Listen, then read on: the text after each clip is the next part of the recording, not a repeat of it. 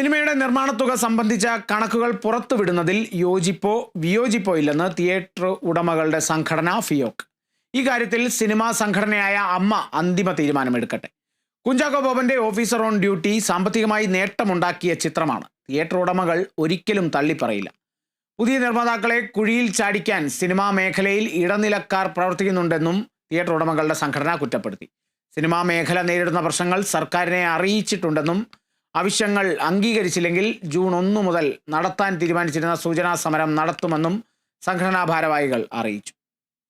തിയേറ്ററുകാരുടെ ഇന്ന് വരെയുള്ള എല്ലാ സാമ്പത്തിക ബാധ്യതയും തീർക്കുന്ന പ്രതീക്ഷയാണ് ഞങ്ങൾക്ക്. കാര്യം ഞങ്ങൾക്ക് മാത്രമല്ല, ഞാനത് ഇന്ന് രാവിലെ നമ്മുടെ ജനറൽ ബോഡിയിൽ പറഞ്ഞു, എമ്പുരാൻ വൻ സക്സസ് ആകണമെന്ന് ഈ കേരളത്തിലെ തദ്ദേശ സ്വയംഭരണ സ്ഥാപനങ്ങൾ പോലും പ്രാർത്ഥിക്കുക ചെയ്യുന്നത്. കാര്യം ഞങ്ങൾക്ക് കോടിക്കണക്കിന് രൂപയുടെ ടാക്സ് ബാധ്യതയുണ്ടോ. ഇപ്പോൾ ഈ എൻ്റർടൈൻമെൻറ്റ് ടാക്സ് കൊടുക്കാൻ ഒരുപാട് ബാലൻസ് ഉണ്ട്. അപ്പോൾ അവർ തന്നെ പറയുന്നുണ്ട് എമ്പുരാൻ സക്സസ് ആയെന്നുണ്ടെങ്കിൽ 31-ാം തീയതിക്ക് മുമ്പ് ഈ ടാക്സ് കിട്ടിയാൽ എല്ലാവർക്കും ശമ്പളം കൊടുത്താണ് ബാക്കി കാര്യങ്ങൾ നടന്നത്.